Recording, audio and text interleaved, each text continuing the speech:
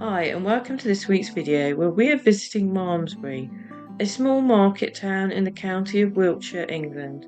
It is situated on the southern edge of the Cotswolds and is one of the oldest boroughs in England.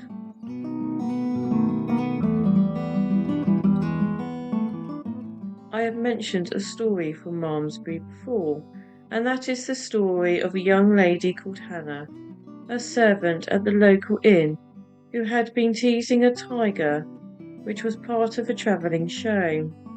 Hannah died on the 23rd of October 1703 and is known as the first person to be killed by a tiger in the UK. Her grave can be found in the graveyard of the Abbey. Her grave would read, "In bloom of life she snatched from hence, she had no room to make defence, for tiger fierce took life away, and here she lies in a bed of clay until the resurrection day." The White Lion public house where Hannah once worked is now a private house.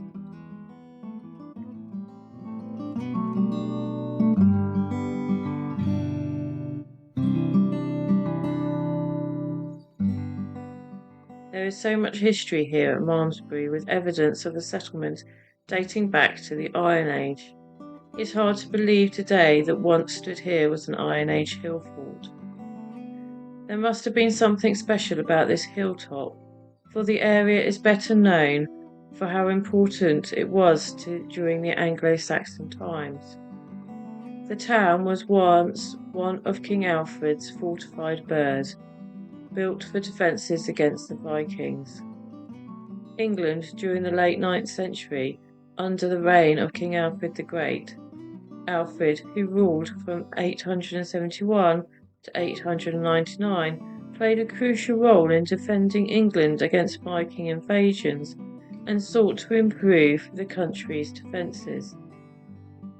To counter the frequency of Viking raids, Alfred implemented a system of fortified settlements known as burhs. These burhs were located throughout the kingdom, typically placed at key points such as river crossings, important trade routes, and areas vulnerable to attack. The intention was to create a network of fortified towns that could serve as defensive strongholds and centres for mobilising the local military. Alfred's burhs were not only military structures but also served as administrative and economical centres. Each burh had its own garrison, and the local population was required to provide services in the defence of the burhs when needed. In times of dangers, a system of beacons and messengers allowed for rapid communication between burhs to coordinate defences against Viking invasion. Establishment of these burhs is considered a significant aspect of Alfred's military reforms, contributing to the eventual stabilisation of the Anglo-Saxon kingdoms against Viking attacks.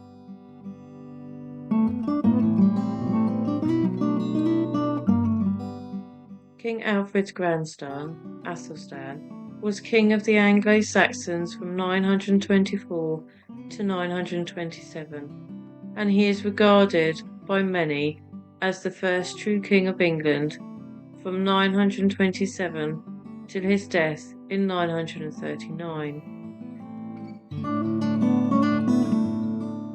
King Athelstan was buried at Malmesbury Abbey when he died in 939, although the exact location of the grave is unknown. What we see inside the abbey is a 14th century memorial.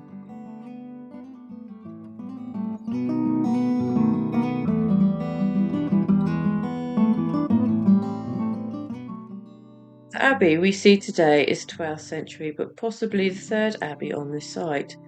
It is one of the few English abbeys with a history from the 7th century right to the dissolution of the monasteries. The word Malmesbury was perhaps derived from the name of Maelduib. I hope I have pronounced that right.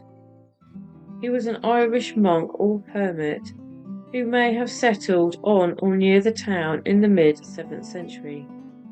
He is said to have gathered around him a school which became the nucleus of the monastery later known as Malmesbury Abbey. One of his pupils was Aldhelm, was an Anglo-Saxon monk, scholar and poet. He was born in around 639 AD in Wessex and was a member of the royal family of Wessex. He was educated at Malmesbury. He played a significant role in the early medieval church in England and is renowned for his scholarship and literature contributions. He was one of the leading intellectuals of his time and was known for his masteries in Latin. He wrote extensively in Latin and produced works on various subjects. One of Aldhelm's notable achievements was his role in the establishment of the Benedictine monastery at Malmesbury, where he served as abbot. He also played a role in the spread of Christianity in Wessex. He died in May 709 AD and was later canonized as a saint. He was venerated as saint in both the Roman Catholic Church and the Eastern Orthodox Church. His feast day is celebrated on May the 25th. St. Aldhelm is considered one of the early English saints and a significant figure in the history of the English Christianity. The abbey flourished during the Anglo-Saxon period and became a centre of learning and culture. It housed a renowned library and attracted scholars from across Europe. Another notable person is William of Malmesbury, who was born around 1095. He entered the monastery at Malmesbury Abbey at a young age and spent much of his life there, devoting himself to learning. He had a deep knowledge of Latin and history. William's work was a comprehensive history of England, from its legendary beginnings to the year 1127. It covers the reign of various English monarchs, providing detailed accounts of their deeds and events of their times. William's writing style is characterized by its clarity, wit, and occasional humour, which sets it apart from other medieval chronicles. William of Malmesbury's work was highly regarded by his contemporaries and subsequent generations of historians. His approach to research and reliance on multiple sources and critical thinking of historical events sets the standard for historical writing in the medieval Europe. Despite some biases and inaccuracies typical of medieval chronicles, William's writings remained an important source for understanding the medieval period in England.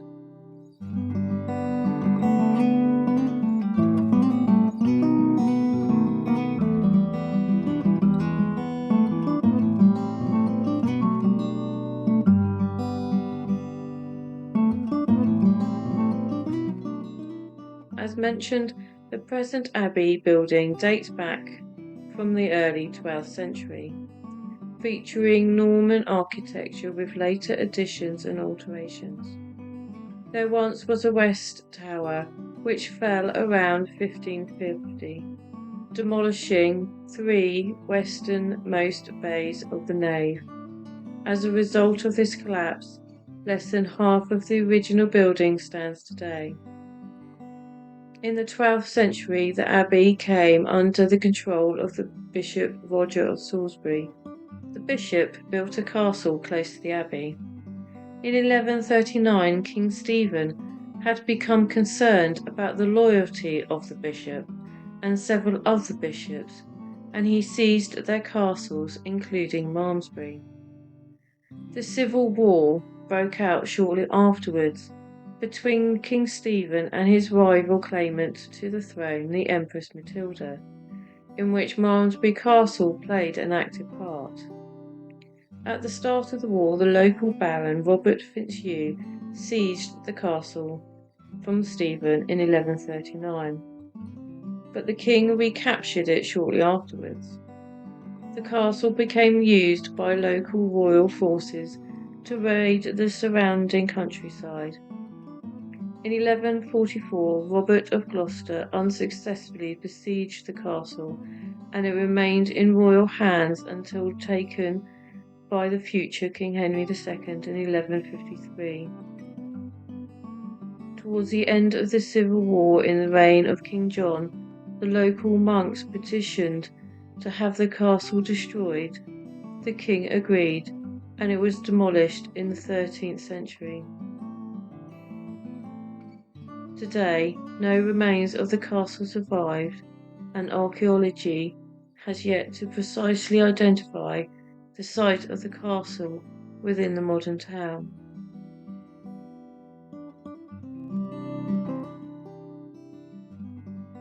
Abbey, which owned 23,000 acres in the 20 parishes that constructed the Malmesbury hundred, was closed at the dissolution of the monasteries in 1539 by Henry VIII, and was sold with all its land to William Stump, a rich merchant. He returned the abbey church to the town for continuing use as a parish church, and filled the abbey building with up to 20 looms of his cloth weaving enterprise. There is one more great tale concerning this abbey, and that is of the flying monk. One of the first recorded human flights was made by Alma the monk in 1010 AD. The monk launched himself from the roof of the old abbey with a pair of wings strapped to his arms and feet. The monk landed about 200 meters away, breaking both his legs, and he is said to have survived.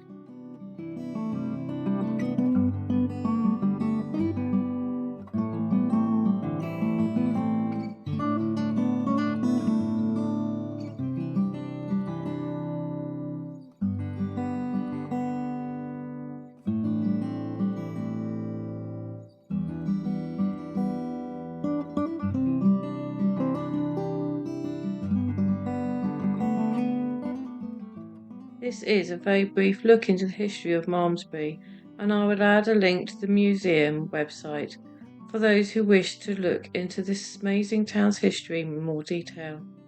This beautiful town is worth a visit, and when walking around there is so much to see. But also keep an eye on the ground while looking around, for you will see these signs on the pavements of the history of the town.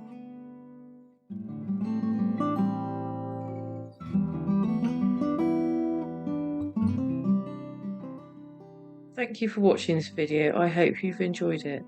Before I go, I would like to say a really big thank you to the viewers and subscribers of the channel, to the Patreons, and to those who've bought me a coffee. This channel wouldn't be the same without you. Your support has made it all worthwhile, and I'm grateful beyond words. So if you're new here, don't forget to give it a thumbs up and subscribe to the channel for more contents like this. Also, click that notification bell so you'll never miss an update. Keep questioning, keep learning, and keep embracing the stories that shape us. And until the next time, stay safe.